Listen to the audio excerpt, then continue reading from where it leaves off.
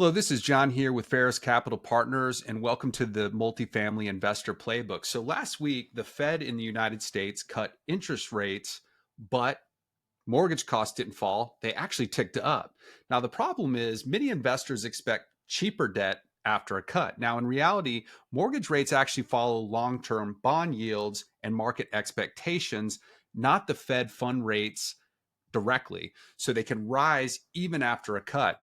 In fact, what happens is often in anticipation of a cut, some of those cuts are already priced in. And when the cut occurs, that changes the activity in the bond markets. So, for example, we did see treasuries tick up after this rate cut. So, in this episode, what you'll learn is what the Fed actually did and why mortgage moved in the wrong way, and how operators and passive investors should adjust acquisition, refinance, and return expectations over the next 3 to 9 months. Now, did you know you can invest in real estate with all the headaches and stress that can come from doing it yourself? So, everything from finding a good deal to arranging financing, managing tenants, renovations, it can all take hundreds of hours. So, why not join the 200 plus investors that have already placed their trust in Faris Capital Partners? So, at Faris Capital Partners, we actually invite investors like you to join us investing in incredible deals in high growth markets with landlord friendly laws. And the best part, when you invest with us, we do all the work and you sit back and collect your monthly cash distributions and participate in the upside when we sell. If you'd like to learn more, go to fulloutinvesting.com. That's fulloutinvesting.com. There's a sample deal deck you can take a look at, as well as an opportunity to book in a call with us to learn more. So, what actually happened last week? What did the Fed actually do, right? And why does it matter? So, basically, the Fed cut the policy rate by 25 basis points on September 17th to now 4 to 4.25. So that's the rate in which they lend money to banks. Now, there was one dissent. It was actually somebody that Trump just nominated to the Fed. There's a bit of a legal brouhaha going over. Trump is attempting to fire one of the Fed governors. She has actually filed a lawsuit, and that lawsuit is happening as we speak. In fact, there was an injunction, so she was at that meeting, but the new person that the Trump administration nominated was present as well. So that's where that dissent came from. He was actually pushing for a 50 basis point cut. Now, the rationale, growth is starting to moderate a little bit. We've also seen a slowdown in job gains, right? So part of the Fed's job is to help balance economic activity, curb inflation, et cetera. So inflation is still somewhat elevated, and the impacts of Trump's tariffs have not yet fully taken effect. So we're not really 100% sure how they will impact inflation going forward, but a lot of economists suggest that they will be inflationary. So we're in this interesting period of time where, growth is starting to moderate. We're starting to see the job market cool off. And as much as I hate to say it, the reality is we need an actual amount, a certain amount of unemployment. Otherwise, we start to see wages grow too rapidly, which can also be inflationary in nature. So part of the increase in rates that the Fed did post-pandemic was to try to cool the economy down a little bit. And now we're starting to see that. But once again, we do not know the impacts yet of the tariffs that the Trump administration is putting in place. And so it'll be an interesting year or so, right? The Fed did signal they anticipate two more slight cuts this year. But once again, I think when we start to get into Q3 reporting, we'll start to see some real numbers coming in from companies, what the impact of those tariffs are. I know at the grocery store, I feel it. It's a small example, but the coffee we like to buy at Costco is now like $10 more for the same bag, right? So it is inflationary. Just how much is the question? And when that data comes in, how will the Trump administration respond? So we'll see how the rest of this year plays out, but the Fed has signaled two more cuts. Now, basically, why did mortgage rates tick up higher after the cut? Well, mortgages track the 10-year treasury, right? And MBS pricing, not the overnight Fed rate, which is what the Fed just cut. So after the announcement, long yields nudged higher, pulling mortgage quotes up a little bit, even while staying near year-to-date lows. So I think that's some important context. I think another piece of important context is the rates we're seeing today are actually really right in the, sort of realm of the 30-year average, right? So we've come off this like extended period post-Great Recession where the Fed rates were dramatically low. Folks were getting mortgages for their personal residences in the 2 and 3% range.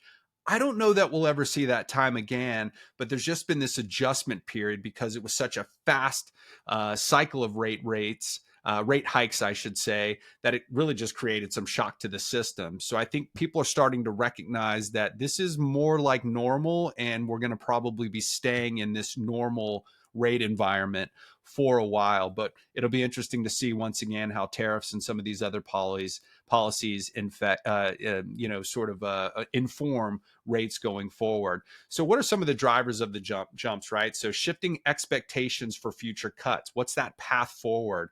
Of course, things like term premiums and the bond market reaction to the Fed's outlook. So it's a classic pattern seen after prior cuts. It's not surprising that this happened. In fact, it happens pretty much every time the Fed makes a rate cut. But for somebody who's not paying close attention to this, it does seem a little counterintuitive. But as I mentioned before, the expectation of a rate cut sometimes changes the liquidity and the fluidity in the bond market. Treasuries go down, rate cuts happen, and then the bond market increases, and you see those rates increase along with them. So the big banks did lower their prime rates, which will affect some consumer credit, but that's not the same as the things that price mortgages, right? So whether that's commercial mortgages, the type of mortgages we're getting at Faris Capital Partners on these apartment assets, or for that individual homeowner who's looking to buy a new home. So what should this really mean for investors? And we're going to break this down into chunks, right? So for the next really, 3 months, right? Nothing's really changing for us here at Faris Capital Partners. So we're not underwriting with the expectation of future rate cuts, right? So our policy of only taking on fixed rate debt has not changed, nor will it. I can't even imagine a scenario in which it would.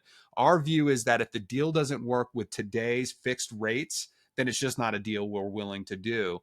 So we're not sitting here, waiting for the rates to get to where we need them to be. We're making good decisions based on the information that we have today.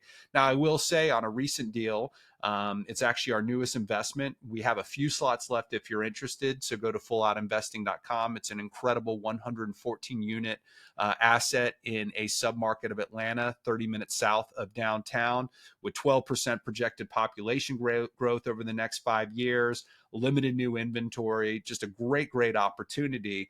And so actually we ended up locking our rate just right before the Fed cut because the treasuries were so attractive. So we actually landed at a 5.18% interest rate, something we're super excited about. Had we waited a few days, that number might have increased pretty dramatically. So it's all about making the decisions based on the information you have in front of you today. Nobody has a crystal ball. So if the deal doesn't work in today's climate, then it's probably just not a deal worth doing. Now, we as a operator aren't baking in a refi into our business plan. Our goal is to buy these assets with a 5-year hold, an optional 2-year extension if the market timing isn't correct at 5 years.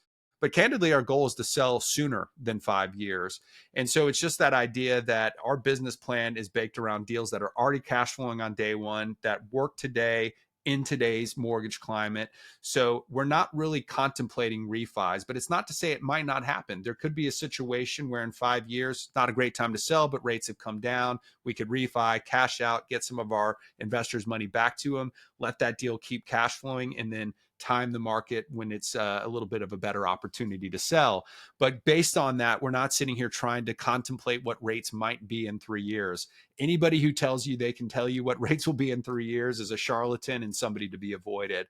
And one thing we will be managing a little bit is obviously seller expectations, because a lot of sellers see this and go, oh, the market's improved, and they raise their pricing. So at the end of the day, the deal pencils at the number it pencils at, regardless of what the seller is marketing the property at. So for us, it goes back to when we have a number we're comfortable with, that's what we submit. We know what our highest number is. And if we just can't get that deal because the seller's expectations are higher, that's okay. We move on to the next one. So how about the medium term, sort of say month 3 to month 9? So there's some 3 scenarios to potentially plan for because we don't know exactly what's going to happen in the next 9 months. And I've mentioned a few things that could become a factor. So one would be a soft landing, right? So inflation continues to cool, labor softens a little bit, long-term yields ease, and mortgages start to drift a little bit lower. And therefore, for those that are currently in debt that maybe took a floating rate loan, not us, but maybe other operators, refi options do improve, and then cap rates will start to stabilize a little bit.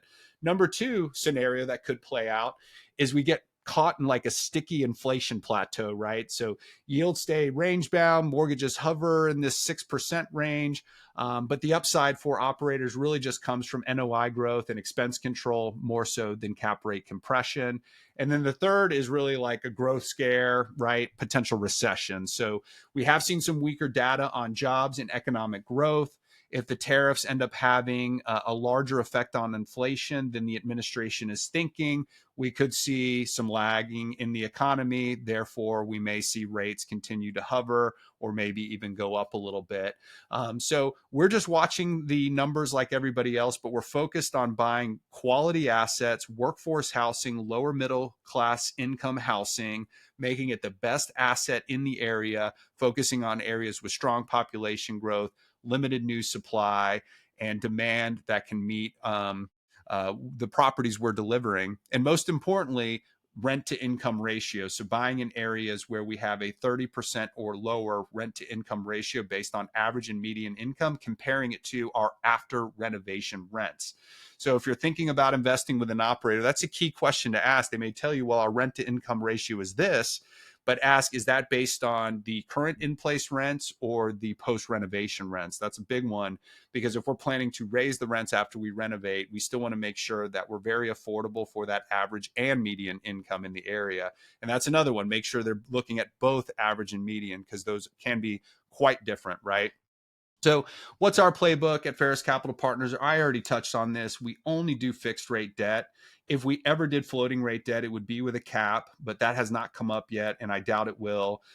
We want to look at our debt service coverage ratio based on conservative rent and expenses, just to make sure. It's one of the ways we stress test our deals, and we always maintain 6 months of principal and interest in reserves with a 10% renovation budget cap X contingency.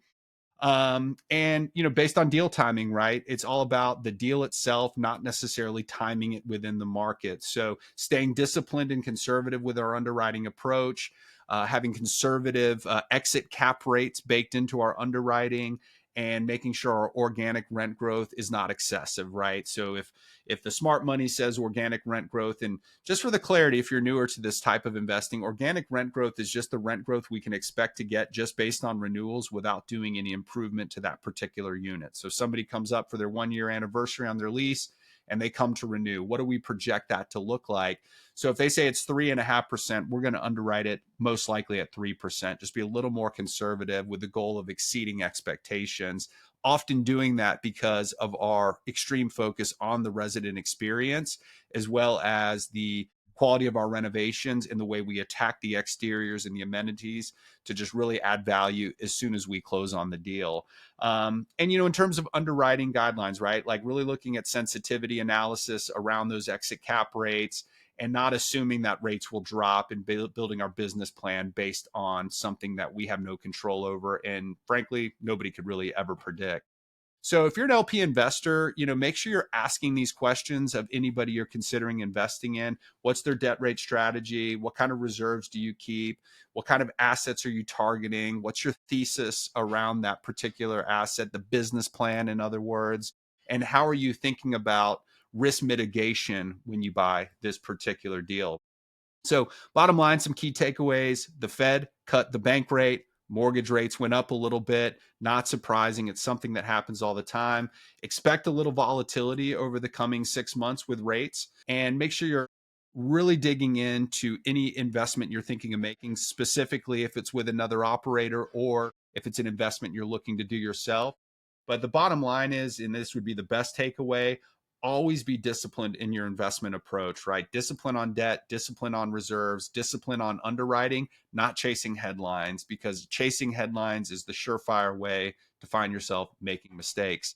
So once again, if this is intriguing to you, if you'd like to learn more about how we help investors passively earn incredible returns investing in real estate without doing the work, go to fulloutinvesting.com. And we look forward to connecting with you. You can book in a time. If you like this content, please like and subscribe and share with other high net worth individuals that you think could benefit from it. We love and believe in you. Keep dreaming and investing big.